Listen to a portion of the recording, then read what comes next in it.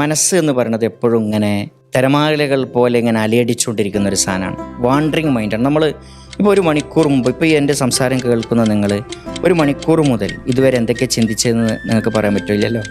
ഒരു മണിക്കൂർ മുതൽ 5 മിനിറ്റ് മുതൽ ഇതുവരെ നമ്മൾ എന്തൊക്കെയാണ് ചിന്തിച്ചത്? മനസ്സ് നമ്മുടെ കൺട്രോളിലാണോ? അതിങ്ങനെ അലഞ്ഞു തിരിയാണ്, എവിടേക്കെയോ പോവാണ്.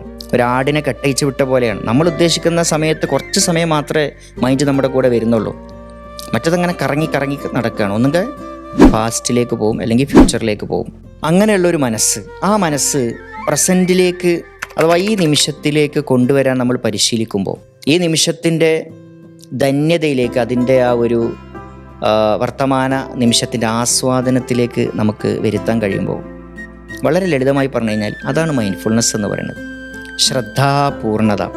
ഞാനിപ്പോൾ സംസാരിച്ചുകൊണ്ടിരിക്കുന്ന സമയത്ത് എൻ്റെ സംസാരത്തിലാണ് ഞാൻ ശ്രദ്ധിച്ചുകൊണ്ടിരിക്കുന്നതെങ്കിൽ ഞാൻ മൈൻഡ്ഫുള്ളാണ്. എൻ്റെ മനസ്സിലേക്ക് ഭാവിയെക്കുറിച്ചുള്ള ആശങ്കകൾ, ഇത് കഴിഞ്ഞിട്ട് എന്താണ് സംഭവിക്കുക എന്നുള്ള ചിന്ത വന്നു കഴിഞ്ഞാൽ അതെൻ്റെ ഈ സംസാരത്തെ ബാധിക്കും. കഴിഞ്ഞു പോയ എന്തോ വിഷമങ്ങൾ എന്നെ അലട്ടാണ്. ഏതോ ഒരു വ്യക്തിനെ കാണുന്ന സമയത്ത് നമ്മുടെ മൈൻഡ് എന്ത് ചെയ്യാണ്? ഒരു ജഡ്ജ്മെൻറ്റോട് കൂടിയാണ് ആ വ്യക്തിയെ കാണുക. കഴിഞ്ഞുപോയ ജീവിതത്തിൽ അവനുമായുള്ള എക്സ്പീരിയൻസിലെ നെഗറ്റീവായിട്ടുള്ള എല്ലാ അനുഭവങ്ങളും പെട്ടെന്ന് വരും. ഒരാളെ കാണുമ്പോഴേക്കും ഒന്ന് ശ്രദ്ധിച്ചു നോക്കും. ഞാൻ തോന്നുന്നു അടുത്ത തവണ ഒരാളെ കാണുമ്പോൾ അയാളുമായുള്ള നമ്മുടെ പാസ്റ്റ് എക്സ്പീരിയൻസ് ഉണ്ടാവും. അതാണ് നമുക്ക് പെട്ടെന്ന് അയാളെ കാണുന്ന സമയത്താണ് ഇമോഷൻ അങ്ങോട്ട് വരികയാണ്.